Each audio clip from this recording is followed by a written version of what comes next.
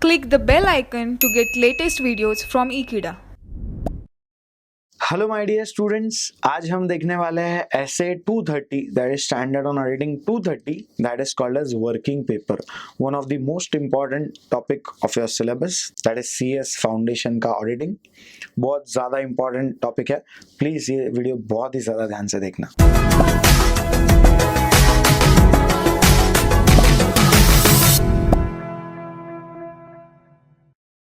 Yes my dear students, as an auditor, समझो आप CA हो गए हो, आप स्टैट्यूटरी ऑडिटिंग करने जा रहे हो, कंपनी का फाइनेंशियल स्टेटमेंट चेक करने जा रहे हो। आप क्या करोगे?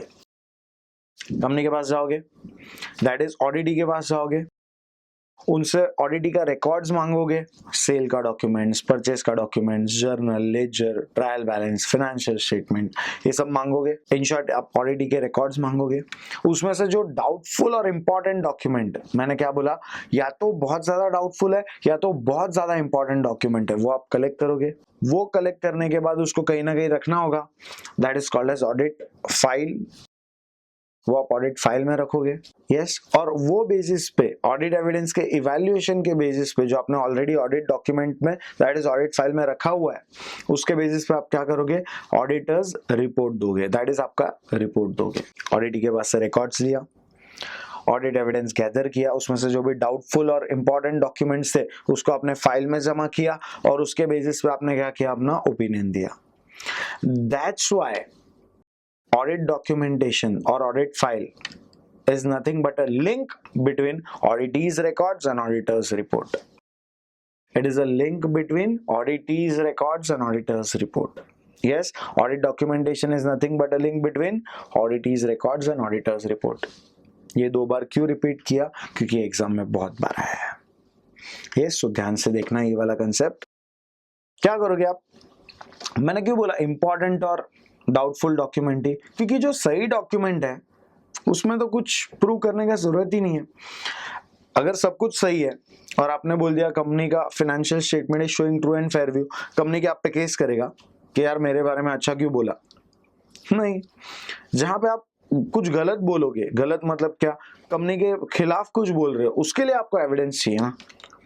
फॉर एग्जाम्पल कुछ सेल्स का इनवॉइस का अमाउंट अलग है और टैली में अमाउंट अलग है, तो वो एविडेंस आपको लेना पड़ेगा ना, that is called as doubtful document.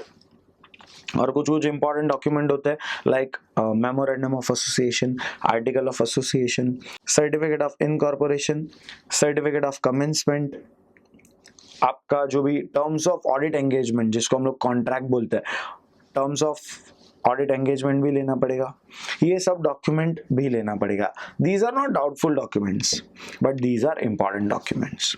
तो जो सही डॉक्यूमेंट है उसको लेने की जरूरत नहीं है, या तो बहुत ज्यादा डाउटफुल है या तो बहुत ज्यादा इंपॉर्टेंट है। यही डॉक्यूमेंट आप क्या करोगे? फाइल में जमा करोगे, and this filing of document is called as audit documentation. इसका दूसरा नाम है working papers. These papers are called as working papers, जो आपको ये ऐसे में पढ़ना है। यस, ये पेपर आपको जमा क्यों करना है? ताकि आपके ऑडिट का जो रिपोर्ट दे रहे हो उसका बेस होना चाहिए। अगर कल उठ के कंपनी आप पे केस करेगी, हमारे बारे में यार नेगेटिव रिपोर्ट दे दिया, हमारे बारे में गंदा गंदा बात की है कि हमारे अकाउंटिंग सिस्टम में गड़बड़ है, तो क्या गड़बड़ है वो आपके पास होना चाहिए, वरना कोर्ट आप पे केस डालेगा मानहानि का। आपने किसी का गुडविल रेपुटेशन बिगाड़ा, ऐसा करके उल्टा आप पे केस आएगा, और वो ना आए इसके लिए आपको डॉक्यूमेंटेशन रखना है। ये डॉक्यूमेंट में क्या होगा? ऑडिट फाइल में क्या होगा? ऑडिट प्लान, ऑडिट प्रोग्राम भी होगा। ऑडिट प्लान, ऑडिट प्रोग्राम क्या बताएगा कि हमने हमारा काम प्रॉपरली किया है, हमने हमारे डाउट निकाले हैं, उसमें से मैनेजमेंट में कुछ कुछ चीजों का रिस्पांस दिया है, मैनेजमेंट ने कुछ कुछ चीजों का रिस्पांस नहीं दिया है। For that purpose we are not liable. हमने तो पूछा, हमारा काम किया, अभी वो अगर जवाब नहीं देगा, हम लोग मारामारी तो नहीं करेंगे, वी आर प्रोफेशनल्स। तो हमने शेयर होल्डर को रिपोर्ट कर दिया कि इनका books of account true and fair view नहीं बता रहा है। That is the reason. वो कहां से पता चलेगा? ये ऑडिट फाइल से, ऑडिट वर्किंग पेपर से। So audit working paper shows the shareholders के ऑडिटर ने कैसे कैसे काम किया है, ऑडिटर ने क्या क्या एविडेंस जमा किए हैं, क्या ऑडिटर ने अपना ऑडिट बराबर से किया है कि नहीं, प्लान के हिसाब से किया है कि नहीं, जो जो एविडेंस जमा करने थे वही सारे किए हैं कि नहीं, सारे मटेरियल आइटम्स चेक हुए हैं कि नहीं, ये सब आपका ऑडिट डॉक्यूमेंटेशन बताएगा। क्योंकि ऑडिट डॉक्यूमेंटेशन में क्या क्या है, जो बहुत ज्यादा इंपॉर्टेंट डॉक्यूमेंट है या तो बहुत ज्यादा डाउटफुल डॉक्यूमेंट्स है, ये दोनों ही लीगल एविडेंस है। अगर कंपनी का लूट के आप पे मानहानि का केस डाल रहा है, रेपुटेशन डैमेज का अगर केस डाल रहा है, तो आप उनको सामने बता सकते हो कि बॉस देखो ये सारे डॉक्यूमेंट है, आप ही के कंपनी के डॉक्यूमेंट्स है जिसके वजह से हमने ये रिपोर्ट दिया है। It serves as a legal evidence in the eyes of law. Yes, तो आपको ये भी ध्यान में रखना है कि ऑडिट वर्किंग पेपर कितना होना चाहिए और क्या क्या होना चाहिए। देखो सारे डॉक्यूमेंट आप नहीं लेके जा सकते। अगर think about companies like Infosys, उसमें नहीं तो करोड़ ऑफ ट्रांजैक्शन है, 4 ट्रक भर के इनवॉइस आएगा, उतना आप चेक भी कर पाओगे क्या? उसके लिए फाइलिंग करोगे, 4 माले का आपका फॉर्म खोल दोगे? That is not possible.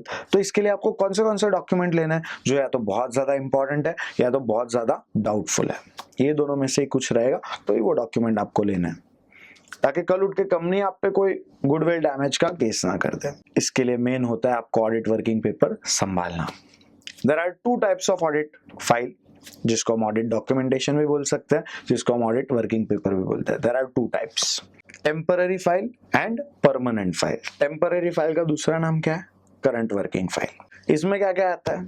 जो करंट ईयर के लिए डॉक्यूमेंट्स है वही आता है, लाइक करंट ईयर का ऑडिट प्लान, करंट ईयर का ऑडिट प्रोग्राम, करंट ईयर की ऑडिट स्ट्रेटेजी, करंट ईयर के सारे ऑडिट एविडेंस, करंट ईयर का आपको जो जो रिलेटेड डॉक्यूमेंट्स है, करंट ईयर में आपने कौन से आर्टिकल को भेजा, उसने क्या क्या, कितने सीनियर थे, कितने जूनियर थे, ये सारी चीजें किस में होगी? करंट फाइल में, या तो जिसको हम टेम्पररी फाइल बोलते हैं वो भी। परमानेंट फाइल में क्या क्या डॉक्यूमेंट होंगे?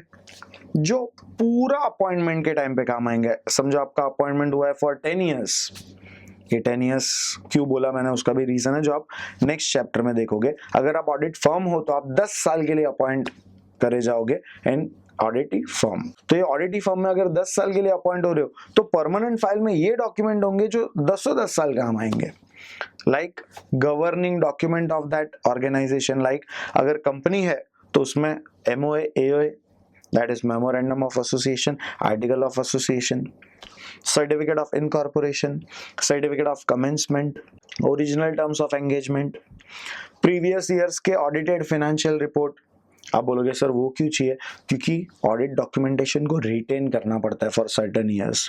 ये किसने बोला है? ये स्टैंडर्ड ऑन ऑडिटिंग 230 ने बोला है। कितने साल का रिटेंशन है? चलो वो भी बोल देता हूँ, 7 ईयर्स का रिटेंशन है। ऑडिटर को 7 साल के लिए जो उसने खुद ने ऑडिट किया है वो डॉक्यूमेंटेशन संभाल के रखने पड़ते हैं। ऑडिटेड फाइनेंशियल स्टेटमेंट 7 साल के लिए रिटेन करने पड़ते हैं। किसने बोला है? ऐसे 230 में MCQ आ सकता है, समझ रहे हैं? That is 7 years. Retention period of audit documentation और audit working paper is 7 years. आपको संभाल के रखना है। अभी ये सब किया, उसका फायदा क्या होगा? ऑडिट डॉक्यूमेंटेशन करने का, ऑडिट वर्किंग पेपर बनाने का मेन फायदा क्या है? मेन फायदा ये है कि अगर कोर्ट ने कल उठ के आपको कुछ भी बोला तो आपके पास एक लीगल एविडेंस है, आपके पास दिखाने के लिए डॉक्यूमेंट्स है कि देखो बॉस ये बेसिस पे हमने ये ओपिनियन दिया। नेक्स्ट ईयर वालों के लिए गाइड भी बनेगा, ये फ्यूचर रेफरेंस के लिए काम आएगा। नेक्स्ट ईयर में जो नए आर्टिकल आ रहे हैं उनको पता चलेगा कि पिछले साल में कौन से आर्टिकल ने क्या क्या काम किया है, तो उनको कॉल करके पूछ सकते हैं कि यार सेल्स में डाउट आया तो क्या करना चाहिए, यार परचेज में कुछ क्वेरीज आया तो क्या करना चाहिए। It acts as a future reference, future guide. Yes, so that is the major benefit. और साथ में आपके ऑडिट का क्वालिटी भी मेंटेन होता है, क्योंकि हर एक चीज आपके डॉक्यूमेंटेड है। आपके कोई भी चीज हवे में नहीं है, आपकी हर एक चीज के पीछे कुछ ना कुछ प्रूफ है। आप आंख बंद करके ऑडिट नहीं कर रहे हो, उसका प्रूफ है। ऑडिट वर्किंग पेपर में आपका ऑडिट प्लान और ऑडिट प्रोग्राम भी आ रहा है ना, हर एक आर्टिकल ने क्या क्या काम किया है, किस किस चीजों के लिए वो रिस्पॉन्सिबल था, सब कुछ लिखा हुआ है। ये आपके काम करने का प्रूफ है। That is also one of the advantage. So that is all about your working paper. और एक चीज, ownership of working paper.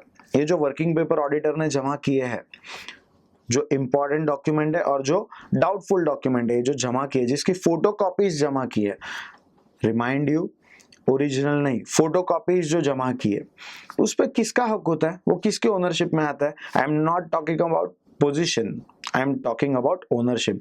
There are 2 different concept, position and ownership. समझो हो सकता है कि आज मेरे पास कोई चीज है जो कोई और रख के गया है, तो पोजीशन मेरे पास है बट वो चीज का ओनरशिप है क्या मेरे पास? नहीं। फॉर एग्जांपल समझो मैं रेंट के घर पे रह रहा हूँ, तो रेंट का घर आज मेरे पास उसका पोजीशन है बट उसका ओनरशिप तो उसके ट्रू ओनर के पास है। Yes, that is audit working paper का ओनरशिप किसके पास है? ऑडिटर या ऑडिटी? Answer is auditor. इसको कुछ उल्टा करके समझते हैं। अगर समझो ऑडिटी का इसको ओनरशिप दे दिया वर्किंग पेपर पे, तो क्या होगा? ऑडिटर ने पूरा ऑडिट किया, ड्यूरिंग द ऑडिट उसने इंपॉर्टेंट और डाउटफुल डॉक्यूमेंट्स थे वो जमा किए, ऑडिट रिपोर्ट दे दिया, समझो उसको लग रहा है कि कंपनी में कुछ तो झोल है, तो उसने अपना नेगेटिव रिपोर्ट दिया कि कंपनी में ट्रू एंड फेयर व्यू नहीं है, कंपनी के फाइनेंशियल स्टेटमेंट बराबर नहीं है। और ओनरशिप किसका है? हम लोग अभी जो सिचुएशन में बात कर रहे हो उसमें ओनरशिप किसका? ऑडिटी का है। ऑडिट होने के बाद ऑडिटी ने अपना डॉक्यूमेंट मंगवा लिया, क्योंकि जिसका ओनरशिप है चीज उसका हो गया, मंगवा लिया, और कल उठ के आप पे मानहानि का केस डाल दिया कि यार ये मेरे कंपनी का नाम बिगाड़ रहा है। अब कल जाके ऑडिटर के हाथ में क्या प्रूफ है? कुछ भी नहीं। वो कोर्ट में जाके अगर जज ने उसको पूछा कि क्या बेसिस पे आपने ओपिनियन दिया, ही कांट से कुछ नहीं कुछ। उसके लिए उसको क्या करना पड़ेगा? ऑडिट एविडेंस तो होना चाहिए, बट ओनरशिप अगर ऑडिटी का होगा वो तो ले लिया है ऑडिटी ने और जला डाला है, फेंक दिया है, तो आपके हाथ में कुछ भी नहीं मिलेगा। इसके लिए बोला गया है कि जो भी ऑडिट डॉक्यूमेंटेशन है ये ऑडिटर का प्रॉपर्टी है, ऑडिटर के ओनरशिप में है वो, समझ रहा है? And anyways you are not taking you are not taking original documents, you are taking photocopies। Original copies उसके है, जैसे इनवॉइस का है, परचेज का बिल है, ये सब ओरिजिनल उनके है, बट जो आपको डाउटफुल लगा है वही आपने लिया है और उसका ही फोटोकॉपीज आपने लिया है, वो आपका है, वो आपके काम करने का प्रूफ है। तो ओनरशिप किसका है? ऑडिटर का। बहुत बार एमसीक्यू आया है कि ऑडिट वर्किंग पेपर और audit file is in the ownership of dash, that is auditor. Auditee नहीं लिखना, 0 मार्क्स मिलेगा। यस, रिटेंशन पीरियड कितना है? 7 years। इसका फायदा क्या है? It serves as a legal evidence कि आपने काम किया है और आपने काम सही ढंग से किया है। Yes, that's all about your working paper, that is essay 230. Thanks for watching this video, my dear students. Please subscribe Ekeeda channel and press on bell icon to get the latest update. Thank you.